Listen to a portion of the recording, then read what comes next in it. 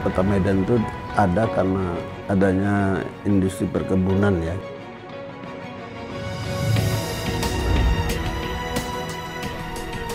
Tembakau Deli hanya tinggal kenangan. Dari lahan yang terbentang begitu luas, kini hanya tersisa 4 hektar.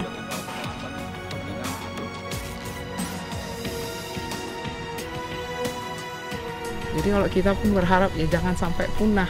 Karena kalau punah nanti ini skill-skillnya ini pun bisa punah gitu.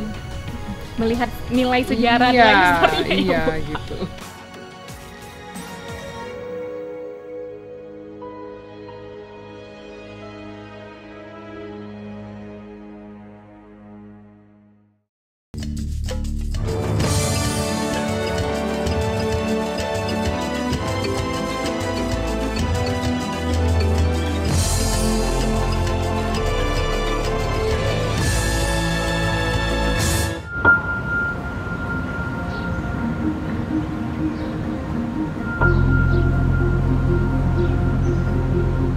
Semua sepakat, tak ada yang bisa menyangkal bahwa Kota Medan lahir dan besar atas jasa industri perkebunan tembakau Deli. Meski saat ini nama tembakau Deli tinggal kenangan, namun hal itu tidak menyurutkan rasa penasaran saya untuk mengetahui lebih dalam tentang cikal bakal lahirnya Kota Paris Van Sumatera ini.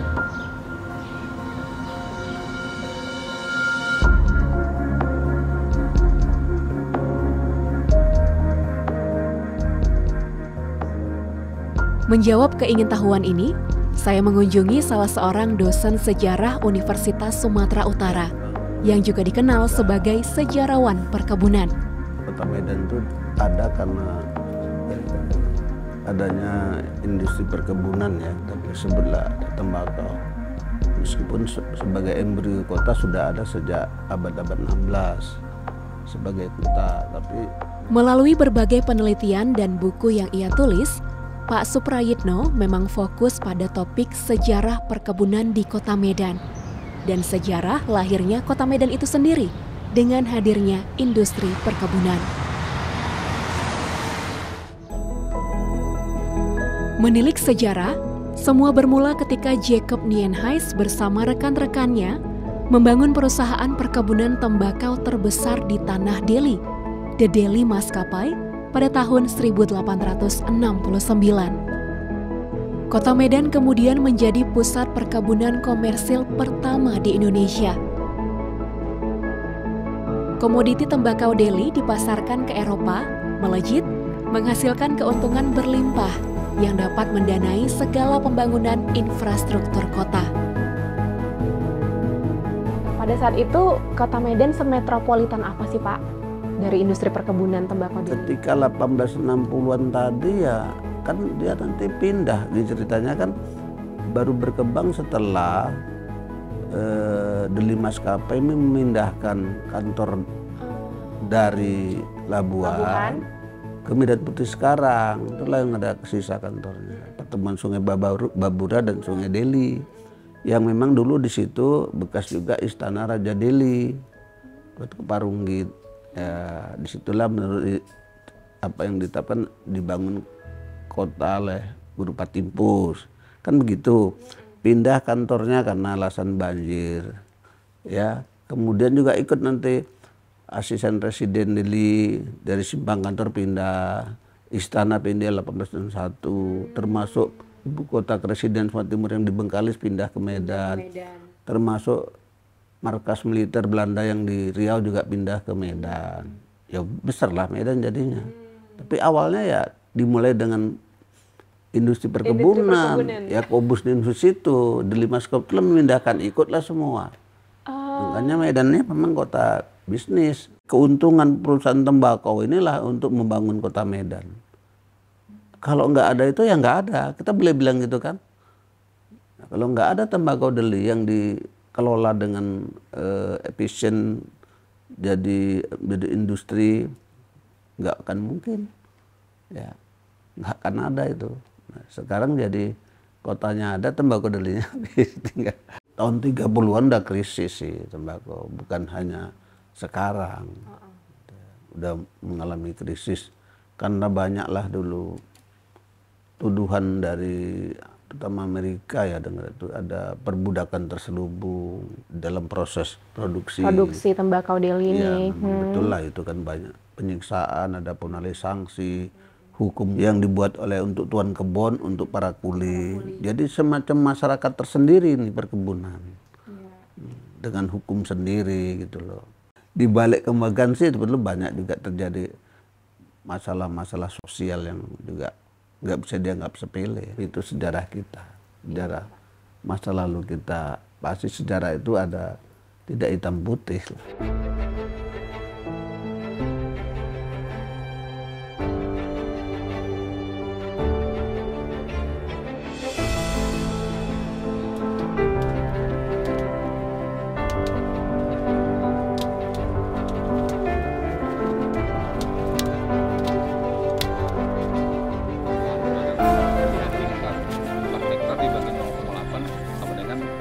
Ladang. 5 ladang. Satu ladang ini dia 19.000 pokok. 19.000 pokok ditanam sampai 9 kali, 9 hari. Ini dari kota pertama sampai dengan 44 kota. Tembakau Delhi hanya tinggal kenangan. Dari lahan yang dulunya terbentang luas di wilayah antara Sungai Ular dan Sungai Wampu, kini hanya tersisa 4 hektar.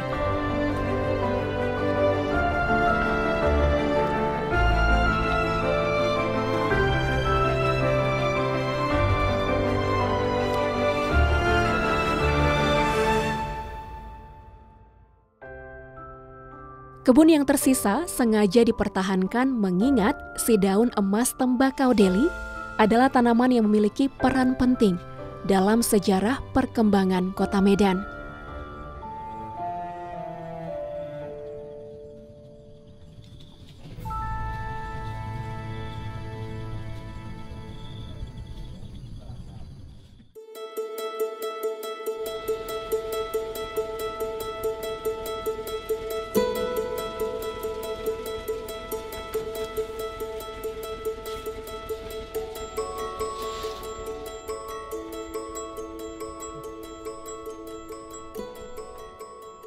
Kebun yang ditutup juga mengakibatkan banyaknya bangsal pemeraman tembakau Delhi tidak berfungsi lagi.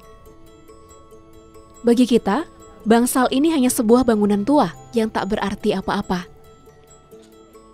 Namun bagi para tenaga kerja kebun, bangsal bambu yang berumur hampir 100 tahun ini menyimpan memori sejarah akan kerja keras dan jeripayah leluhur mereka. Jadi Pak, ini bangsalnya sekarang berapa lagi yang berfungsi? Saat ini ada di sini Kelumpang 2 bangsal. Oh, di Kelumpang ini 2 bangsal. Satu lagi kita bangsal pelembab di Bulu Cina. Oh, yang di Bulu Cina itu apa itu Pak fungsinya? Bangsal pelembab pada saat kita nanti misalnya mau saring, saring setelah proses tapel itu, kita sebelum disaring dijemur dulu di bangsal. Namanya bangsal pelembab.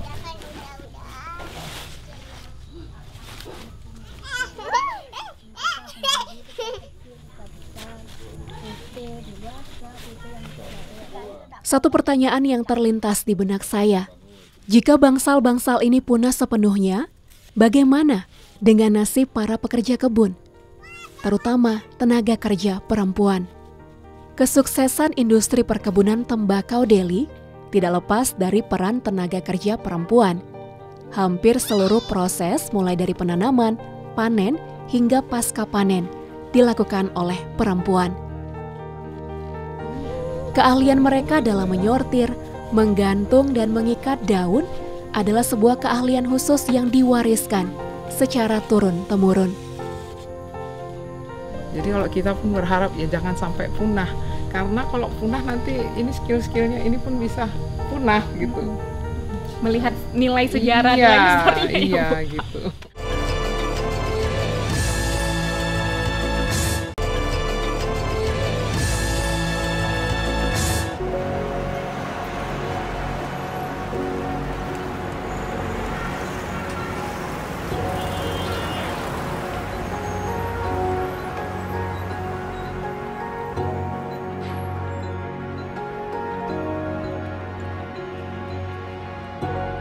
Dari sejarah kita belajar agar menjadi lebih baik di masa depan. Saya selalu tertarik untuk belajar tentang sejarah dengan cara yang paling asik, yaitu berkunjung ke museum. Museum Perkebunan Indonesia yang berada di Jalan Brigjen Katamso nomor 53 Medan ini didirikan sebagai pusat informasi dan pendidikan tentang perkebunan di Indonesia.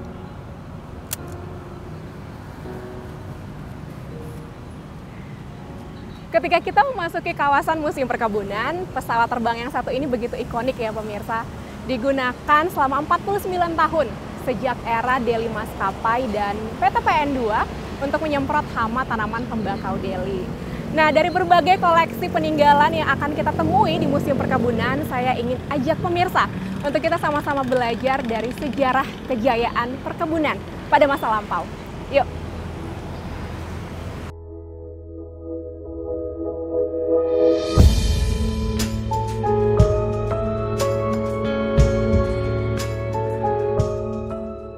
Dua lantai yang penuh cerita. Lantai pertama ini menceritakan sejarah perkebunan di Indonesia dan kekayaan alamnya yang luar biasa. Mulai dari teh, kopi, dan tentu saja tembakau Delhi. Ada sekitar 400 benda bersejarah yang menjadi koleksi di Museum Perkebunan Indonesia.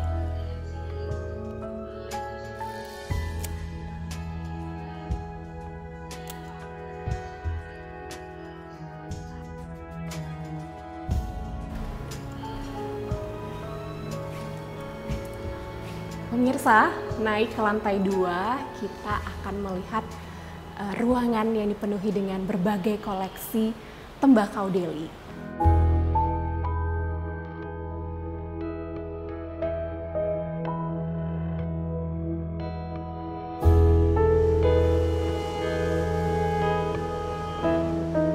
Halo, selamat siang. Apa kabar Ibu? Sehat kan Bu? Sehat, alhamdulillah. Senang sekali Bu hari ini yang Tanpa disengaja saya bertemu dengan Ibu Sri Hartini, Kepala Museum Perkebunan Indonesia. Sosok perempuan inspiratif yang begitu saya kagumi.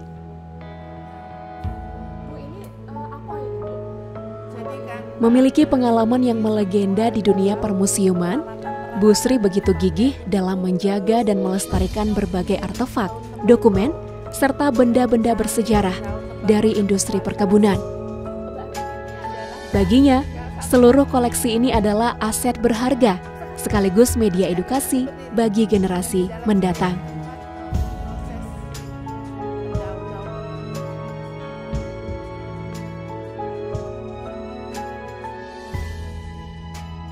Bagaimana peran sebuah museum itu, ya kan? Selain melestarikan warisan budaya sejarah bangsa, ya, juga ini sebagai bahan edukasi. Yang lebih penting adalah edukasi kepada masyarakat. Oleh karena itu tagline-nya Museum Perkebunan Indonesia adalah Connecting the Past to the Future. Ya, karena apa? Karena perkebunan ini mempunyai sejarah yang panjang dan kesuksesan itu sampai sekarang. Ya, jatuh bangunnya dan kesuksesan sampai sekarang, dan ini bisa dipakai pijakan untuk masa yang akan datang. Yang patut kita hargai sebenarnya adalah yang punya gagasan mendirikan Museum Perkebunan ini, ya kan? Ya, itu beliau itu tinggal di Jakarta. Pak Sujai Kartasasmita, beliau juga tokoh perkebunan Indonesia dan sangat concern sekali kepada museum perkebunan, dan saya diamanahi untuk mengembangkan museum ini agar supaya dapat banyak manfaatnya bagi masyarakat luas. Mungkin Bu Sri boleh sedikit Bu sharing apa yang benar-benar mendorong Pak Sujai pada kala itu kali ya Bu. Yuk nih kita harus buat museum perkebunan nih, dan di Kota Medan pula Bu. Ya. Beliau itu sebenarnya udah lama gagasan itu. Gagasan itu udah lama sejak 2010. Beliau punya gagasan bagaimana kebesaran perkebunan di Indonesia ini, ya kan. Mereka berpacu kepada produktivitas. Belum mempunyai sebuah museum. Beliau menggagas bagaimana ada mendirikan museum. Kenapa di Medan?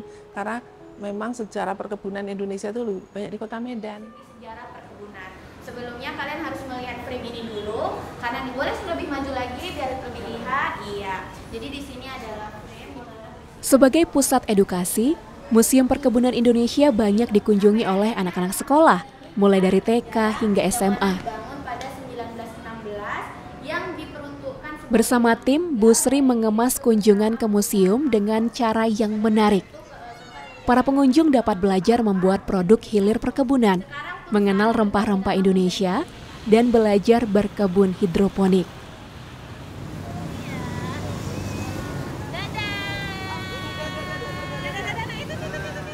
Jadi memang peranan museum itu menurut saya sekarang ini cukup penting. Cuman persoalannya bagaimana museum ini bisa menampilkan penampilannya dengan terbaik, ya kan? Yang anak-anak muda itu mau berkunjung gitu kan. Kayak Mbak Agnes ini kan. Tantangan Bu ya.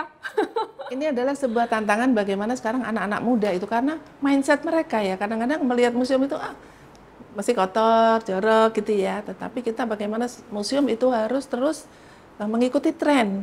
Harus diikuti dengan ada IT-nya, kemudian ada informasi-informasinya, ada tayangan-tayangan digitalnya, kemudian juga bagaimana di media sosial itu juga harus gencar. Betul. Makanya kayaknya museum perkebunan 2 tampilannya agak sedikit anak muda gitu ya Bu ya? Iya, beda. Jadi kalau di museum 1 ini adalah memang untuk anak-anak sekolah. Hampir 90% anak-anak sekolah ya itu dan itu berbes-bes yang datang ke sini. Kalau museum 2 beda. Di museum 2 adalah memang untuk umum dan untuk orang-orang dewasa. Kalau bawa anak kecil harus dengan orang tuanya karena di sana 4 lantai. Jadi kita dari segi keselamatan juga kita harus jaga gitu ya. Dan di sana lebih dari segi arsitekturnya jadi lebih bagus dia, lebih wow gitu ya. Setelah ini Bu, kita mau Agnes mungkin pengen berwisata gitu ke museum perkebunan 2. Iya, monggo dengan senang hati. Nanti kita ditunggu di sana, ada Cindy yang akan menjelaskan tentang bagaimana kondisi museumnya.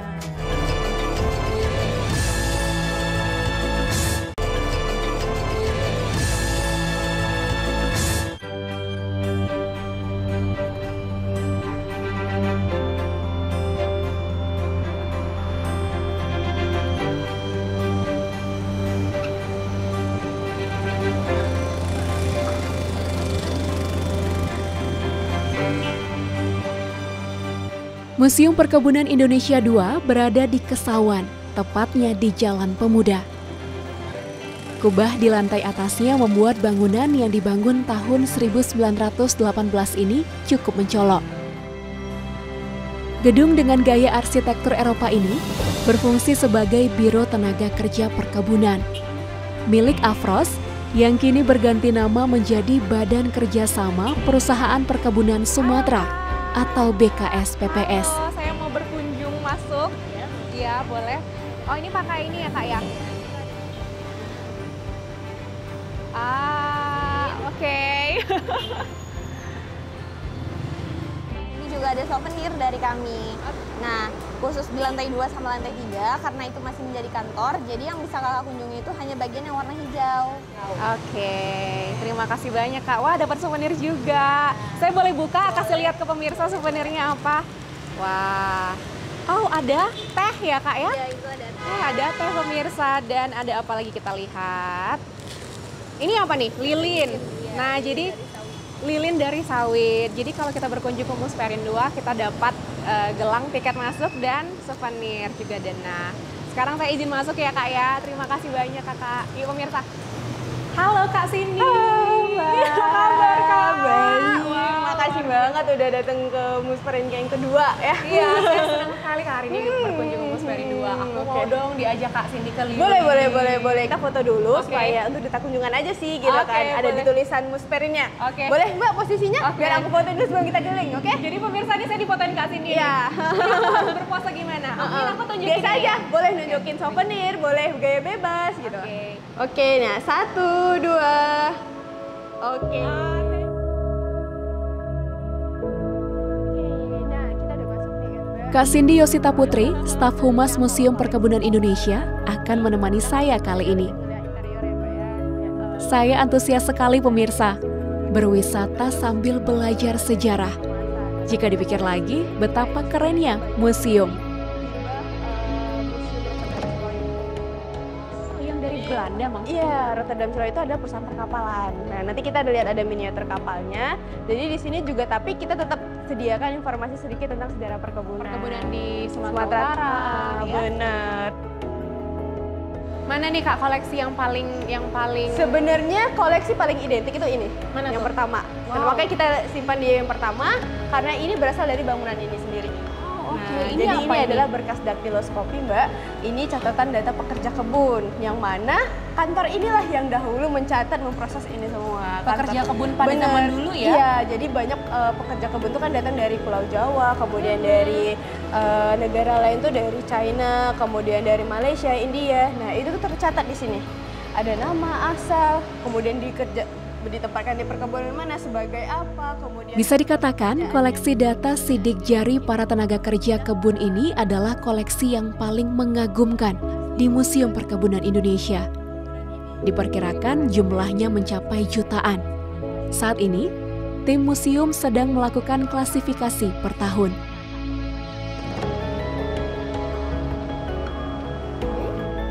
Kak Cindy mengajak saya naik ke lantai 2 dan 3. Nah, itu belnya bunyi kan, loncengnya? Itu loncengnya Kak ya? Iya. Nah, jadi ini dulu ya teras-teras bentukan untuk pegawai gitu kan, ada kaca-kaca jendela ini sebagai sirkulasi cahaya dan udara. Saya kagum sekali akan keindahan bangunan warisan kolonial ini, pemirsa. Berbagai perusahaan Perkebunan di Sumatera. Oke, kita naik ke lantai lanjut 3. ke lantai 3. Wow. Ini lantainya ubinnya masih Yang lama, tapi mungkin udah dari tahun 60-an gitu sih Mbak, ada perubahan sedikit, menyesuaikan.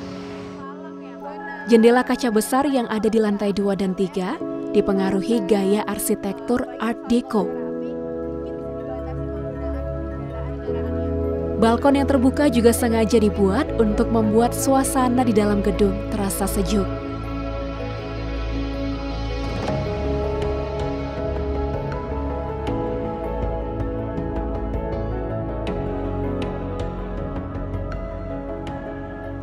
Bagian yang paling saya tunggu adalah melihat menara jam tua yang ada di lantai 4. Nah, di bawah itu kita ada lonceng jam juga, karena ini masih kayu, supaya tahan sih kuat.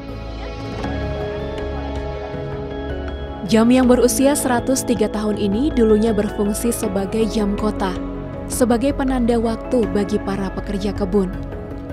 Dalam kondisi prima pada masa Hindia Belanda, dentingan jam ini bisa terdengar hingga beberapa meter jauhnya. Bahkan ada yang mengatakan suaranya terdengar hingga Selat Malaka.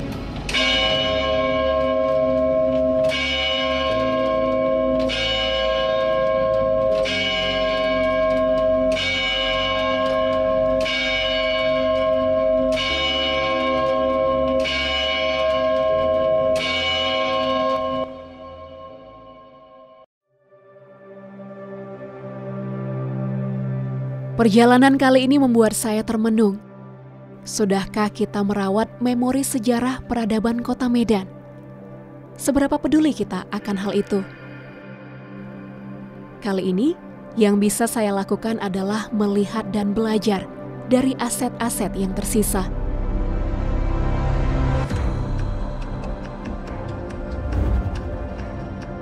Apa yang tersisa kini adalah sebuah pelajaran akan sejarah besar yang membentuk Medan, rumah bagi 2 juta warganya yang multikultural.